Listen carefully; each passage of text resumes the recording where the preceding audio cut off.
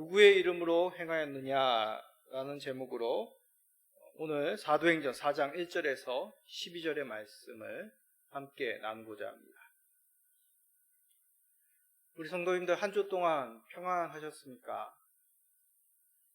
그렇게 마음이 편하지 않은 한 주이셨을 것입니다.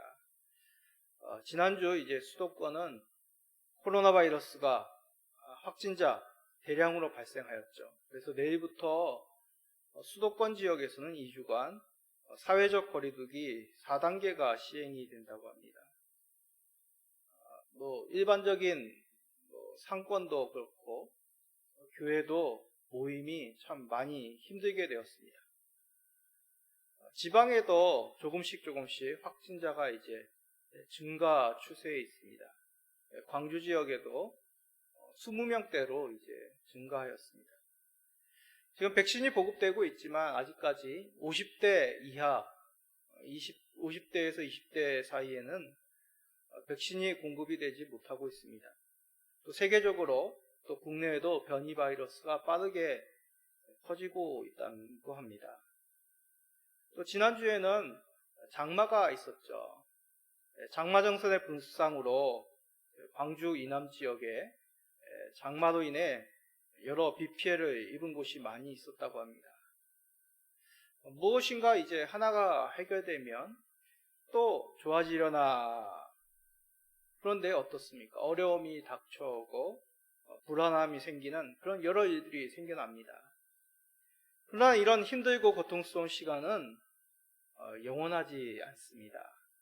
또 시간이 지나면 희망을 품을 수 있는, 또 힘있게 일상을 살아갈 수 있는 그러한 시간들이 오게 되는 것이죠.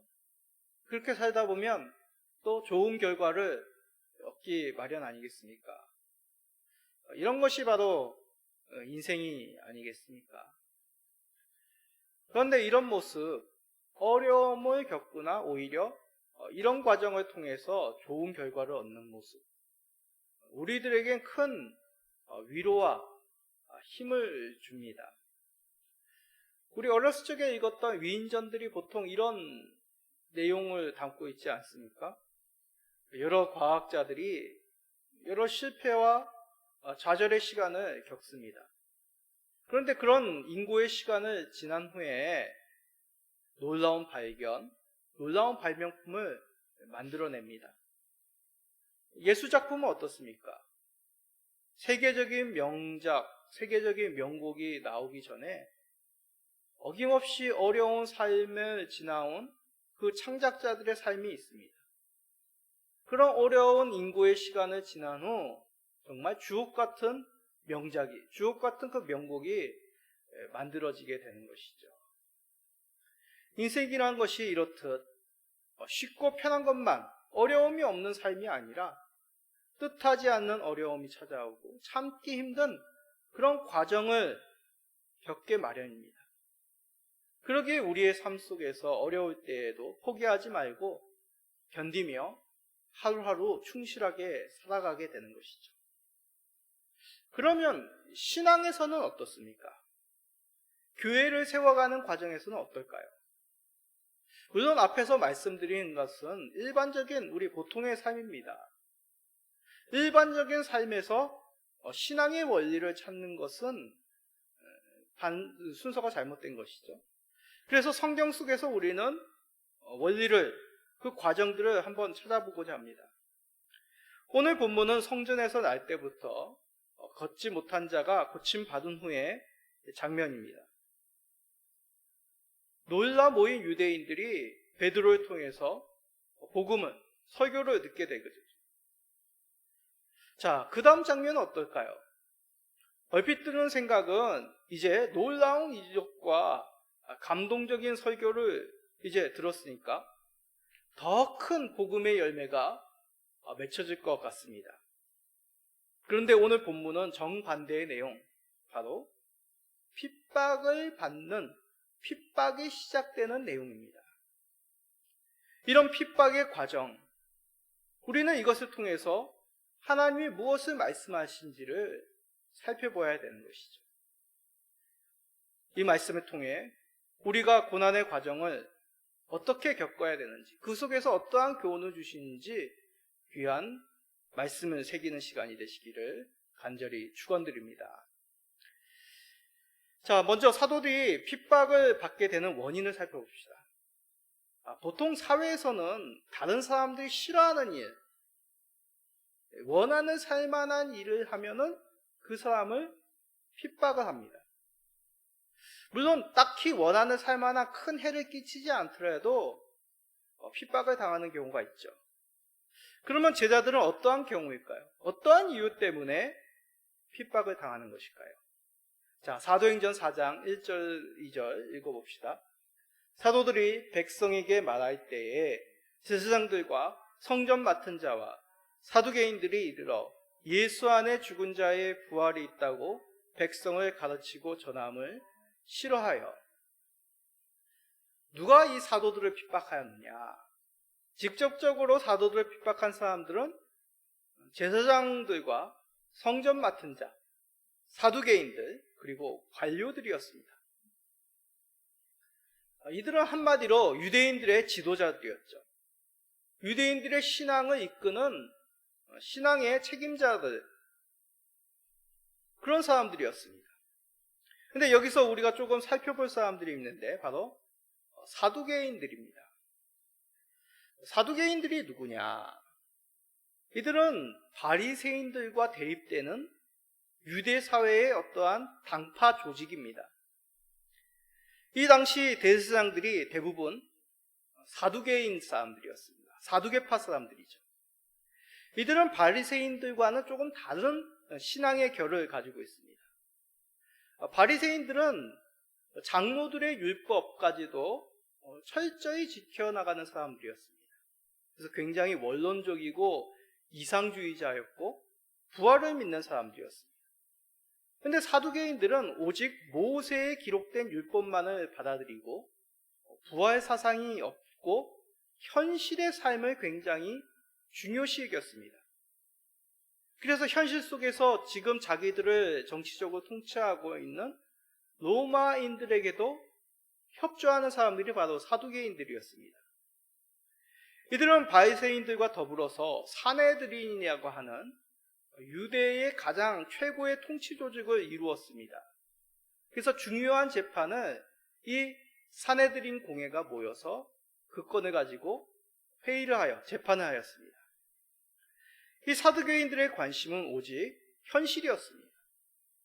그래서 그 당시 사회의 구조인 로마 지배로부터 어떻게 유대 사회를 유지해 나가는가, 그것이 바로 이 사두개인들이 추구하는 삶의 방향이었습니다. 현실의 삶의 유지함에 집중하였던 것이죠. 그런데 이들이 사도들에게 이른 것입니다. 사도들로 말미암아 성전에 일어난 여러 소란스러운 소식을 듣게 되었고, 이것이 과연 무엇 때문인가?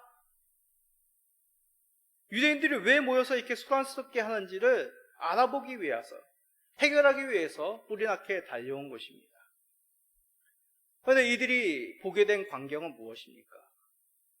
사도들이 백성들에게 예수 안에 죽은 자의 부활이 있다고 전하는 것을 목격하게 됩니다. 예수님의 죽음에 직접적으로 관여한 자들이 바로 이 제사장 무리들 아닙니까? 그런데 지금 이들의 눈앞에 펼쳐진 것은 자신들이 처형한 그 예수라는 사람의 제자들이 성전에서 사람들에게 예수 안에 부활이 있다고 전하며 가르치고 있는 것입니다. 사람들이 이 예수의 이름으로 행해진 이적으로 놀라워하고 웅성웅성 많은 사람들이 모여서 소란케 되고 있는 것이죠.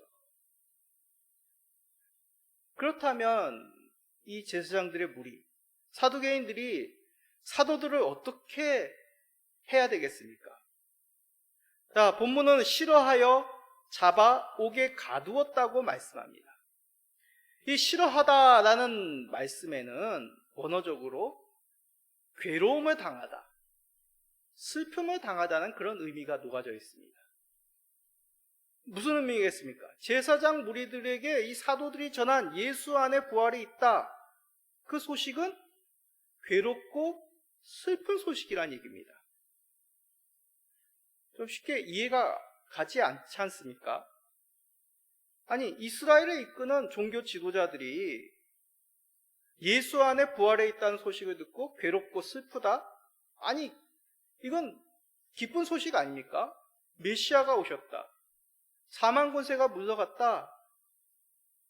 근데 이들에게는 괴롭고 슬픈 소식이라고 말합니다. 왜 그렇겠습니까? 앞에서 말씀드렸듯이 이 제사장 무리는 부활을 믿지 않습니다. 그리고 현실의 삶에 굉장히 중요시 여겼죠. 그런데 지금 눈앞에 펼쳐진 광경은 무엇입니까? 자신들이 믿지 않고 부정하며 처형한 예수, 그 예수라는 작자 안에 부활이 있다고 이들이 얘기하고 있는 것입니다. 더군다나 사람들이 모여서 이것을 놀라워하며 소동케 되는 것이죠.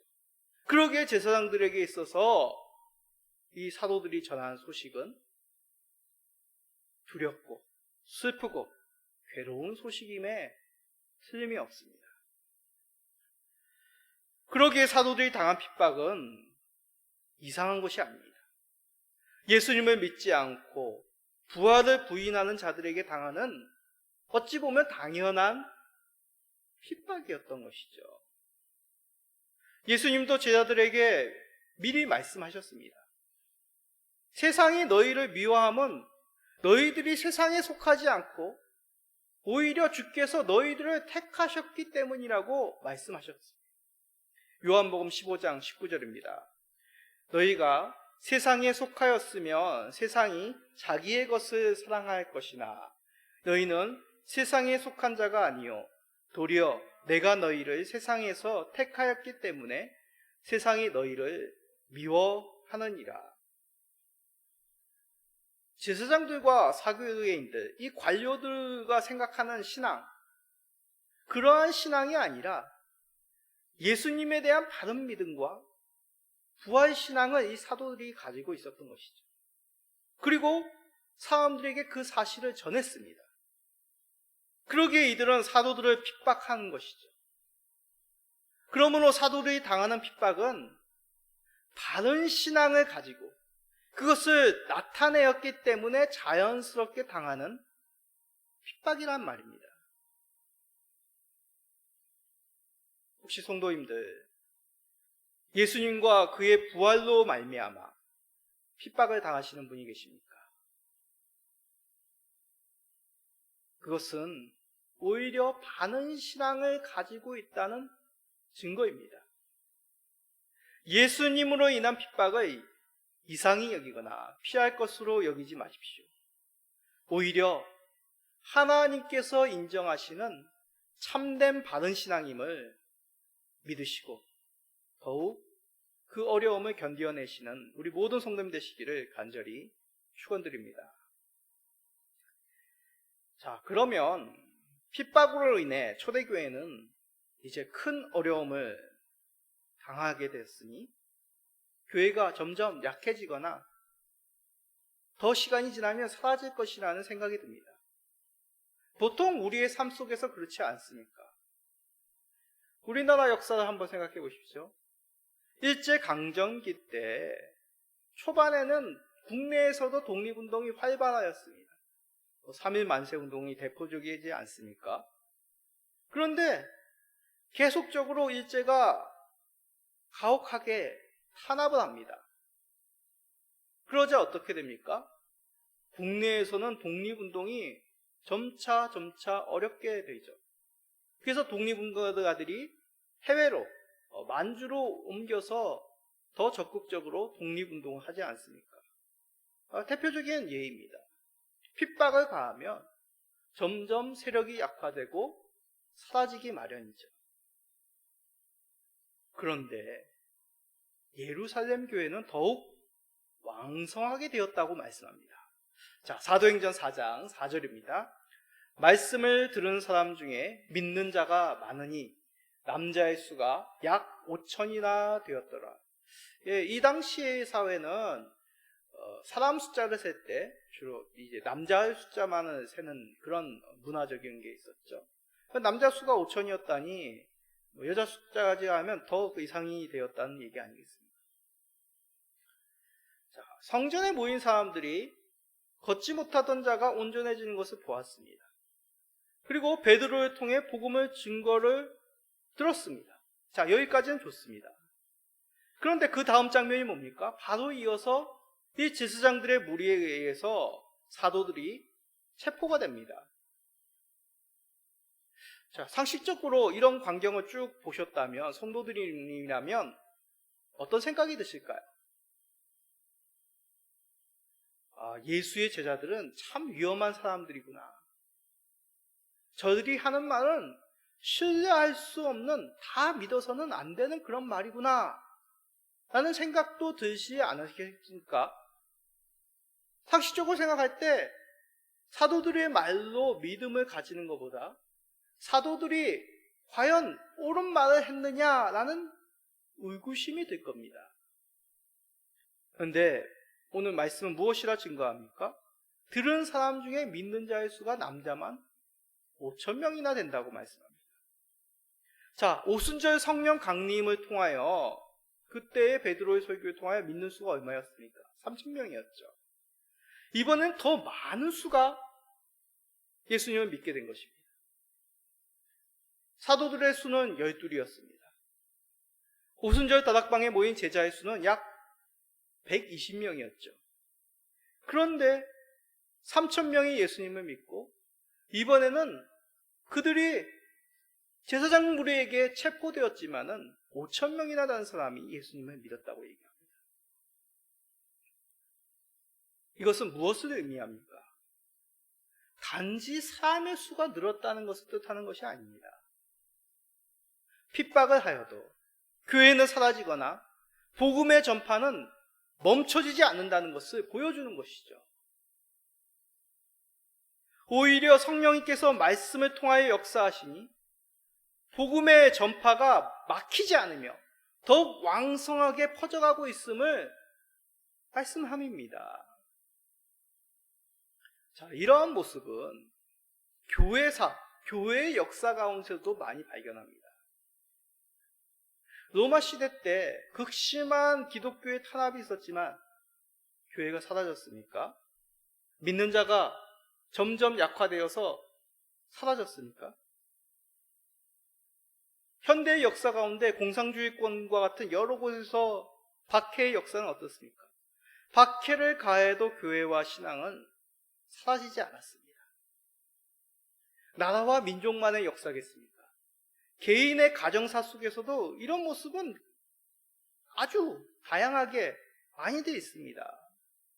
가정에서 핍박을 당하여도 신앙을 지켜나가며 오히려 불신에 자신의 핍박하였던 가족들에게, 친척들에게까지, 마을 사람들에게까지 복음을 전하였던 것이 바로 우리 믿음의 선배들의 삶 아니었습니까? 잠시 복음의 결과가 없을 수 있습니다. 또 고난을 닥쳐 결과적으로 그 고난으로 말미암아 어려운 삶을 살게 됩니다. 그러나 끝은 어떻게 됩니까? 복음으로 믿는 자의 수가 더 많아지게 되었습니다. 개인적으로 저희 가정도 그러하였습니다. 저희 가정은 먼저 어머니께서 예수님을 믿으셨습니다. 아버지는 박해를 하셨죠. 초반에는 아버지께서 반대가 심하셨습니다. 폭력까지도 행하셨습니다. 그러나 어머니를 통하여 믿음을 가진 자녀들이 아버지에게 전도를 하고요. 조금씩 아버지께서 마음을 열고 교회에 출석하시게 되었습니다. 또 나름대로 신앙을 가지시려고 또 그렇게 노력을 하셨습니다. 마지막 병상에서 잃어버린 그 신앙을 다시 회복하자 예수님을 의지하는 그런 고백도 하시며 생을 마감하셨습니다. 물론 이런 모습만 있는 것은 아니겠죠. 극심한 박해로 신앙을 포기하시거나 국가적으로, 지역적으로 굉장히 복음화율이 낮은 국가, 민족, 지역들이 분명히 있습니다.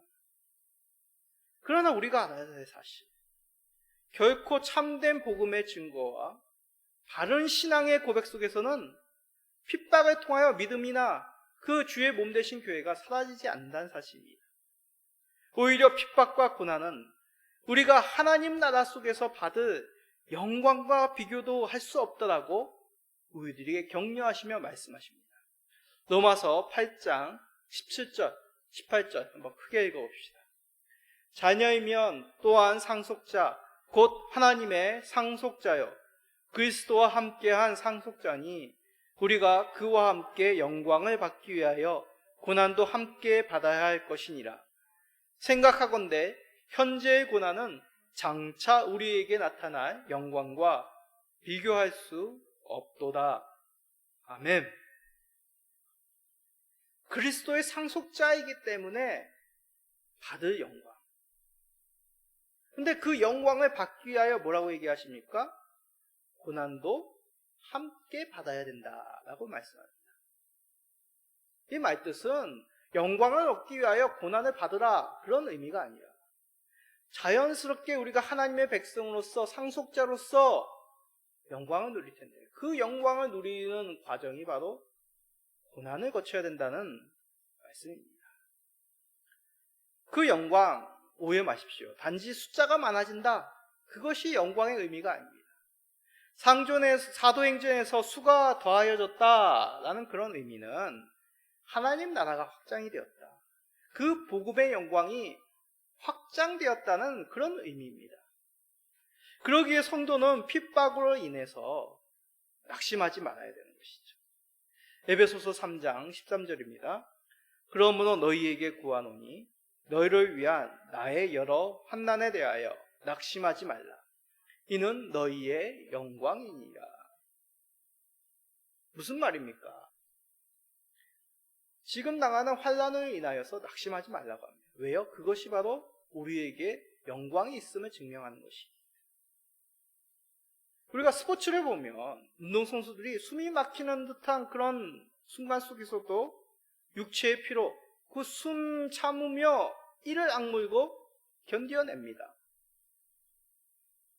경기가 끝난 후 이들은 그 고통의 면류관, 그 영광을 얻게 되는 것이죠.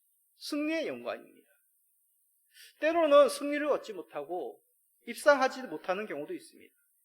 그런데 이들이 숨을 찾고 그 어려운 순간을 극복해낸 것, 완주해낸 것, 이것은 다음을 기억하며 자신의 한계를 넘었다는 그런 기쁨으로 바라보며 더 훈련에 매진하게 되는 것이죠. 우리의 신앙은 오히려 이것보다도 더 분명하게 우리에게 영광을 약속하십니다. 믿음을 지킨 자들에게 주어진 영광이죠. 다른 이 땅의 영광은 시간이 지나면 사라집니다. 사람들의 기억 속에서 사라지게 되죠. 그런데 어떻습니까? 우리들이 얻게 될 그 하늘의 영광, 그것은 사라지지 않습니다. 그 기쁨은, 그 하늘의 영광은 영원토록 주의 나라에서 우리가 주님과 함께, 주의 백성들과 함께 누리는 영광이죠. 주께서 약속하신 영광을 받으시며 핍박을 견뎌내시는 우리 모든 성도님 되시기를 간절히 축원드립니다.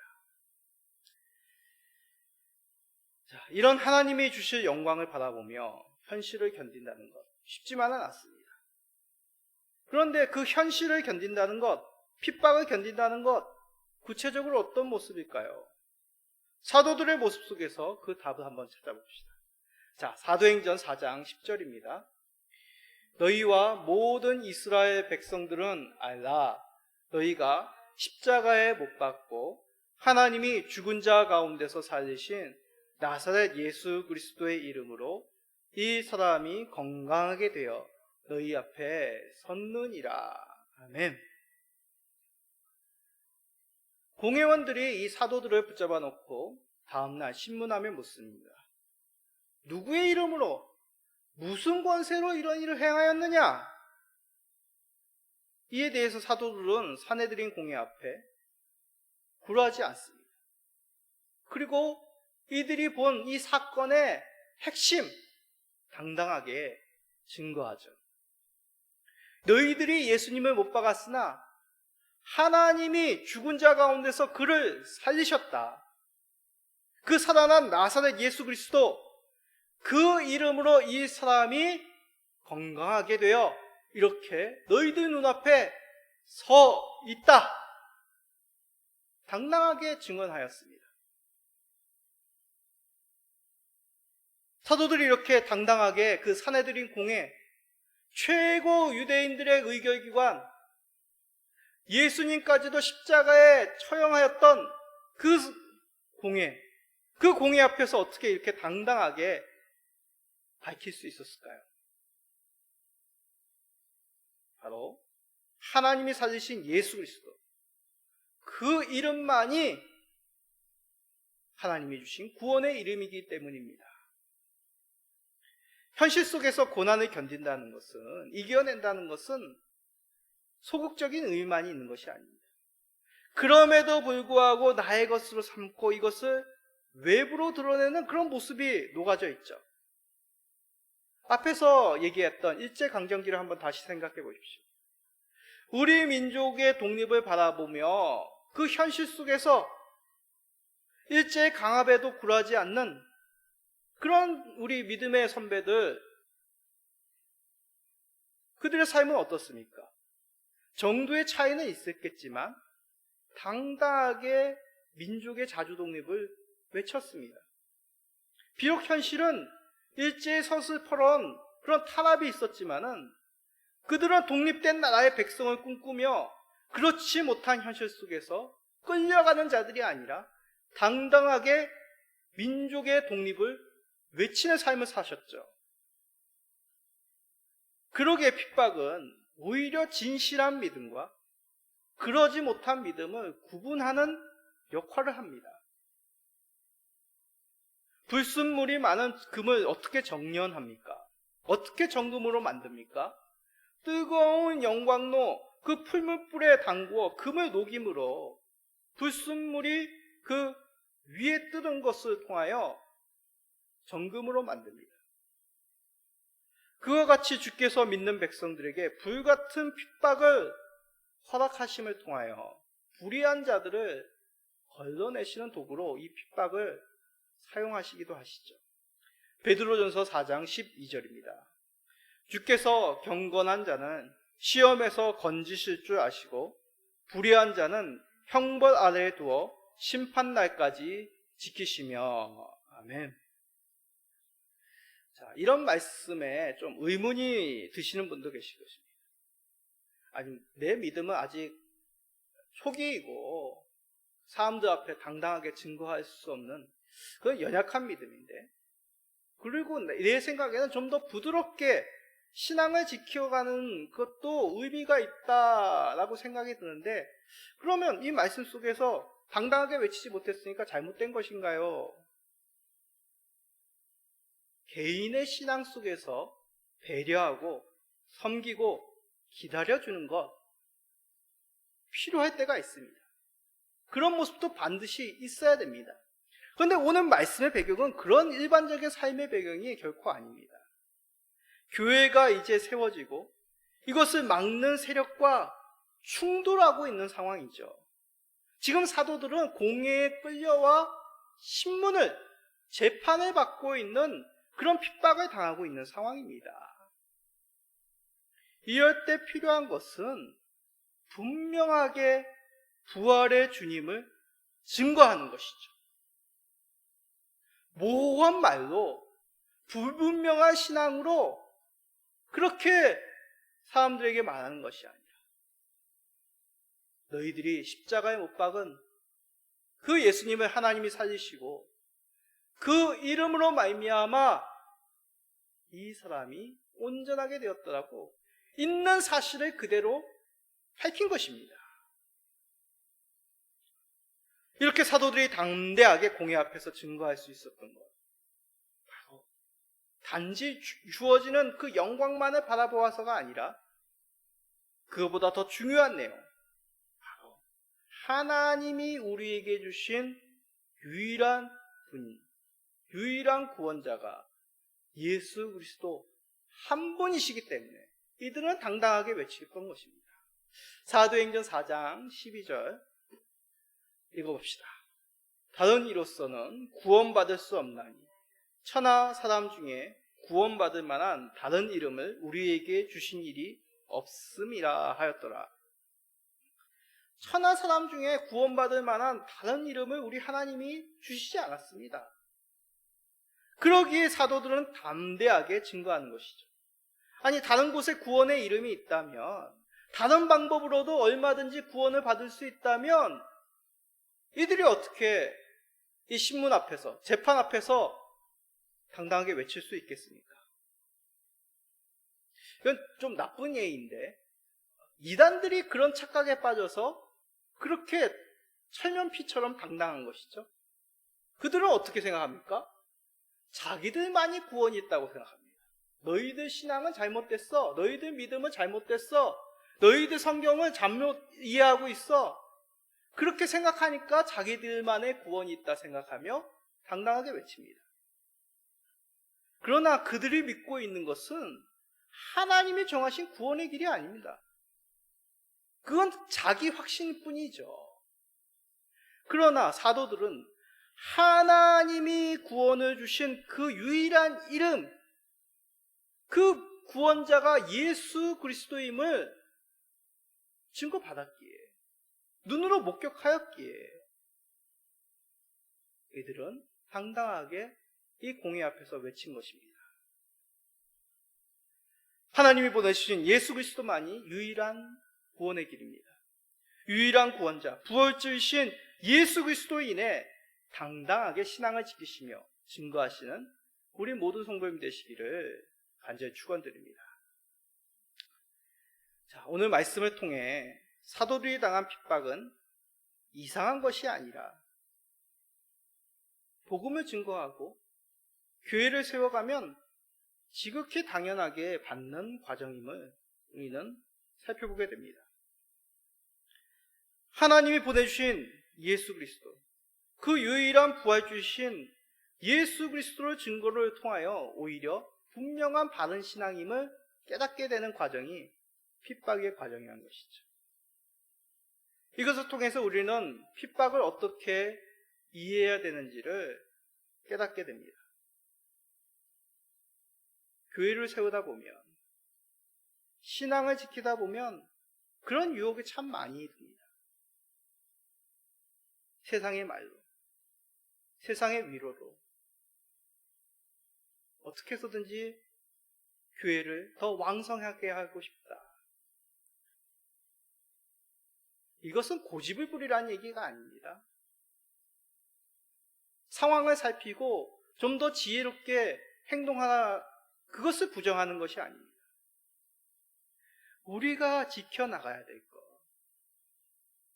고난과 어려움 속에서, 불신 속에서 우리가 놓치지 말아야 될 것이 무엇인지를 다시 한번 새길 수 있다는 것이죠.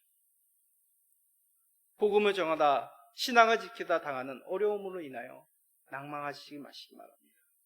더욱 담대히 유일한 우리 부활의 주인, 우리 구원자 예수 그리스도를 증거하시는 우리 모든 성도님 되시기를 예수 그리스도의 이름으로 간절히 소원드립니다. 아멘.